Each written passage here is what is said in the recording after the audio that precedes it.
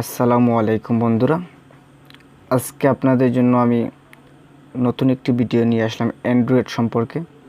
আমরা যারা Android use করি আমাদের প্রায় সময় অনেক গুরুত্বপূর্ণ মোবাইল নম্বর আমাদের কল লিস্ট থেকে ডিলিট হয়ে যায়। প্রায় সময় আমরা নিজে ভুলক্রমে ডিলিট করে দিই এবং প্রায় সময় ডিলিট হয়ে যায় এবং প্রায় সময় প্রয়োজন হয় অনেক পুরাতন নম্বরগুলো আমরা যে কল লিস্ট থেকে ডিলিট দিয়ে ফেলেছি এবং হারিয়ে গেছে সেগুলো কীভাবে ফিরিয়ে আনবো সেই সম্পর্কে আলোচনা করব আজকে।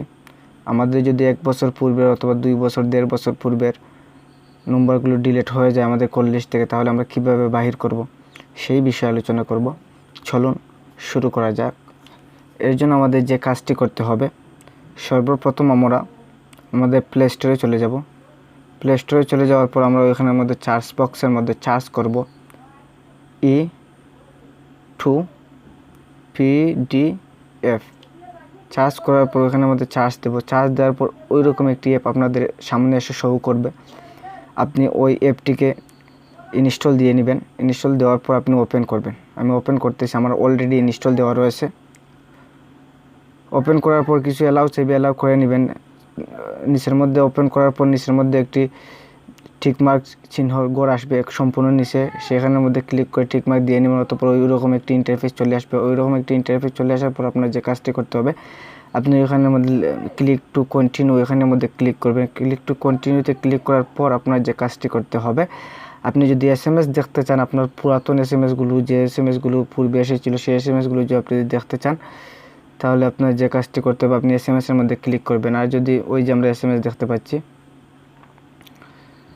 আর যদি আপনি জেনারেল কল লগ দেখতে চান তাহলে আপনি ওই কল লগের মধ্যে ক্লিক করবেন। আমি এখন কল লগ দেখবো, এই জন্য call log general call log যে দেখতে পাচ্ছি ওই কল লগের মধ্যে ক্লিক করব। ক্লিক করার পর ওইভাবে আমাদের সামনে একটি ইন্টারফেস চলে আসবে। ওইখানের মধ্যে আমরা দেখতে পাচ্ছি সর্বপ্রথম অনেক অ্যাড চলে আসতেছে, বন্ধুরা মাইন্ড করবেন না। ওইখানের মধ্যে আমরা দেখতে পাচ্ছি যে ওই দেখেন ওইখানের মধ্যে আমরা তারিখ রয়েছে, ওইখানের মধ্যে আমাদের মাস এবং ইয়ার রয়েছে, বছর রয়েছে এবং নিচের মধ্যে আমরা দেখতে পাচ্ছি কল লগ ডিটেলস। এখন যদি আমরা শুধুমাত্র অনলি ডায়াল কল দেখতে চাই তাহলে আমরা ওইখানের মধ্যে ক্লিক করব। যদি আমরা অনলি রিসিভ কল দেখতে চাই তাহলে আমরা ওইখানের মধ্যে ক্লিক করব। যদি আমরা অনলি মিস কল দেখতে চাই তাহলে আমরা ওইখানের মধ্যে ক্লিক করব। ক্লিক করার পর আমাদের যে কাজটি করতে হবে, আমরা তারিখ ফিক্সড করে নিব। এখান থেকে আমি কোন মাস থেকে আমি দেখতে চাচ্ছি, মনে করেন আমি দেখতে চাচ্ছি ওইখানের মধ্যে নিচের দিকে টান দিলে দেখবেন, ওইদিকে নিচের দিকে টান দিলে এপ্রিল।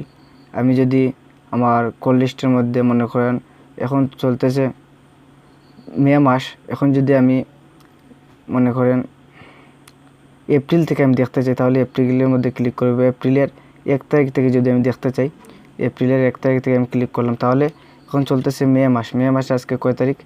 6 তারিখ। এপ্রিলের 1 তারিখ প্রায় 1.5 মাস হয়ে যায়। ওখানে 1 তারিখ থেকে আমি ডানে ক্লিক করব। ডানে ক্লিক করার পর ওই দেখেন ওখানে লেখা আছে 1 এপ্রিল 2020, অর্থাৎ এপ্রিলের 1 তারিখ থেকে যে আমার নম্বরগুলো ডিলিট হয়েছে বা অথবা কার সাথে আমি কলে আলোচনা করেছি সম্পূর্ণ কল ইনফরমেশন চলে আসবে। এবং ওইখানের মধ্যে রয়েছে ওইটাতে আর কোনো কাজ করা লাগবে না, ওইখানে আর কোনো কাজ করা লাগবে না। ওকে, এখন আমি ওই যে নিচের মধ্যে আমরা দেখতে পাচ্ছি ওইখানের মধ্যে ইন্টার আউটপুট ফাইল নেম, একটি ফাইলের নেম দিয়ে নেব।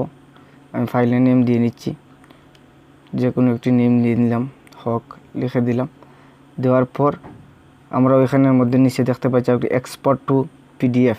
ওই যে আমরা দেখতে পাচ্ছি এক্সপোর্ট টু PDF, ওইখানের মধ্যে ক্লিক করব।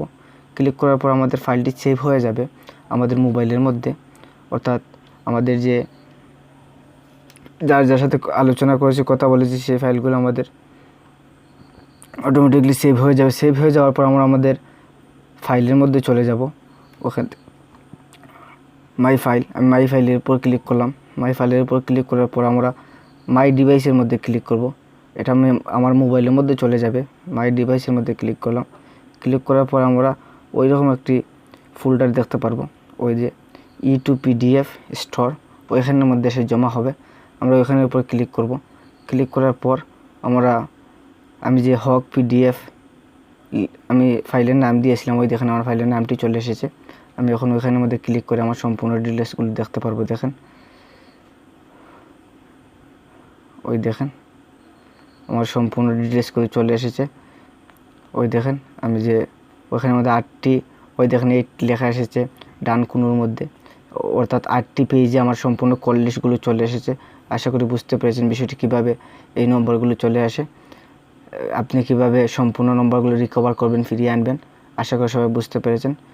বন্ধুরা, যদি ভিডিওটি ভালো লেগে থাকে তাহলে লাইক এবং কমেন্ট করে জানিয়ে দেবেন, এবং এখনও যারা আমার চ্যানেলটি সাবস্ক্রাইব করেনি প্লিজ আমার চ্যানেলটি সাবস্ক্রাইব করে পাশে থাকুন। সবাইকে ধন্যবাদ। আল্লাহ হাফেজ।